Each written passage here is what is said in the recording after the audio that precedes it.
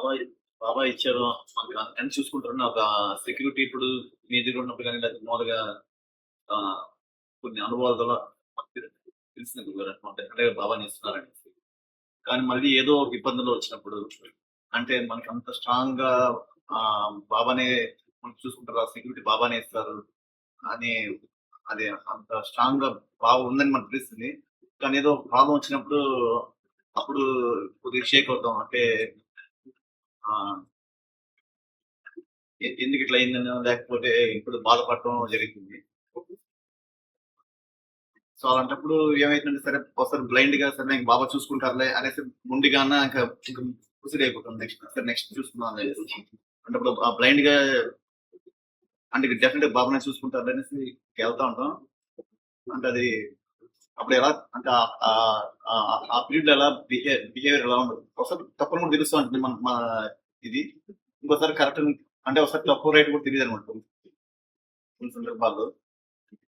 అంటే ఒకసారి బ్లైండ్‌గా డెఫినెట్‌గా బాబా మనకి అది ఇచ్చారు. ఇది కూడా ఆయనే ఇస్తారు అనేసి అంటే బాబా ప్రసాదం తీసుకోలేకపోతాం కొన్ని కొన్ని సిట్యుయేషన్స్.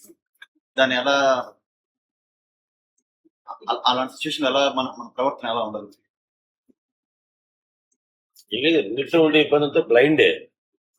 బాబా చూసుకుంటారని బ్లైండ్గా ఎందుకు అనుకోవాలి? 10 సార్లు చూసుకున్నాడు, ఈసారి చూస్తున్నాను బ్లైండ్ అంటావా? పోని కాదనుకో, నువ్వు చేయగలిగింది ఏంటి?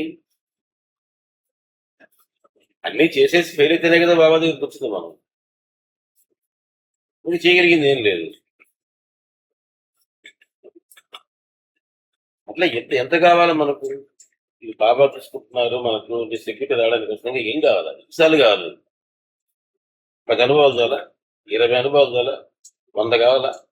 ఆలోచించుకొని చూస్తాం.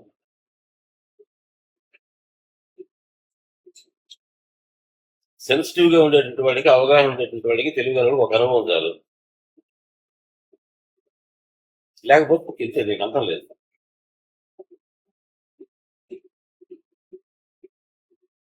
పది చేశాడు నీకు, ఇప్పుడు ఒకసారి చేయలేదు ఒక దాని మీద, ఇప్పుడు చేయలేదు.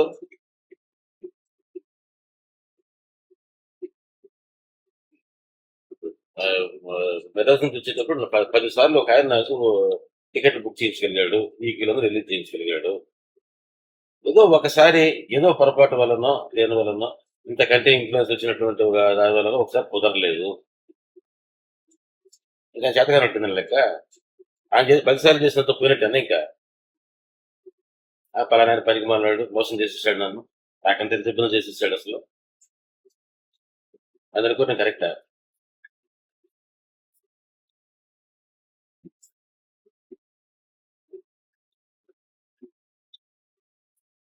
అలా కాదు, మనకే మన చేయగలిగే చేసుకోండి. మనం చేసుకోలేక చేసుకునే అవకాశం ఉంటే అసలు ఎందుకు తినిపెడతామని. ఇంకా చేసుకోవడానికి ఏం అవకాశం లేక ఇది ఒకటే ఒక మార్గం అనుకునేటప్పుడు దాన్ని బ్లైండ్ అంటారా? ఇంతవరకు చాలా ప్రయత్నాలు చేసావు కదా, ఆ ప్రయత్నాలు ఫెయిల్ అయినాయి కదా, మరి బ్లైండ్ కాదు. అవి మాత్రం ఈ అవగాహనతో ప్రయత్నంగా చేసిన ప్రయత్నాలు. బాబా దగ్గర నుంచి చేసే ప్రయత్నం మాత్రం బ్లైండ్. ఇప్పుడు అర్థమవుతుందా?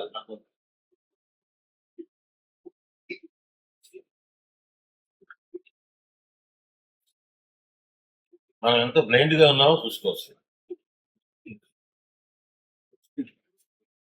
తేడా అంతా బ్లైండే.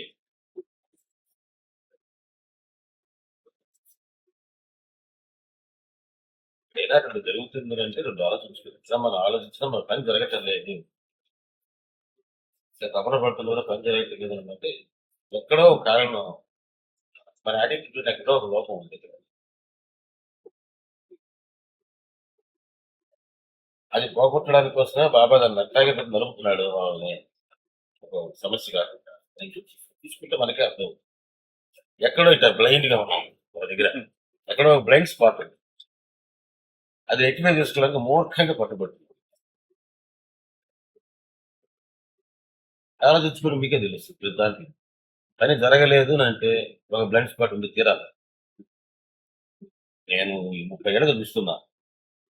కొన్ని వేల లక్షల అనుభవాలు